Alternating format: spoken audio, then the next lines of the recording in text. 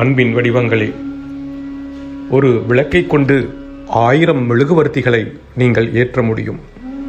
எரியும் ஒரு விளக்கையோ அல்லது மெழுகுவர்த்தியையோ கொண்டுதான் மற்ற மெழுகுவர்த்திகளை ஏற்ற முடியும் என்பதை ஞாபகத்தில் கொள்ளுங்கள். எரியாத ஒரு மெழுகுவர்த்தி மற்ற மெழுகுவர்த்திகளை ஏற்ற முடியாது. அதுபோன்றே ஞானம் பெற்ற ஒருவரால் தான் அஞ்ஞானத்தில் இருக்கும் மற்றவர்களுக்கு ஒளியூட்ட முடியும்.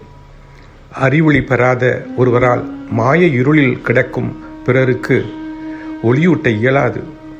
ஆகவே நீங்கள் முதலில் உங்கள் விளக்கை எங்கும் நிறைந்துள்ள அன்பு என்னும் விளக்கிலிருந்து ஏற்றிக்கொள்ளுங்கள். அதன்பின் ஆன்ம தேடலில் முயலும் பிறருக்கு அதை பரப்புங்கள். எல்லா விளக்குகளும் எங்கும் நிறை பரஞ்சோதியாகிய இறைவனின் பொறிகள் என்பதால் அவை ஒரே மாதிரிதான் பிரகாசிக்கும். விளக்குகள் ஏராளம், ஆனால் ஒளி ஒன்றுதான். நிலத்திலுள்ள ஒவ்வொரு சிறிய நீர்த்தேக்கத்திலும் சூரியனின் பிரதிபலிப்பு தெரியும். ஆனால் ஆதி மூலமாக இருப்பது ஒரு சூரியனே.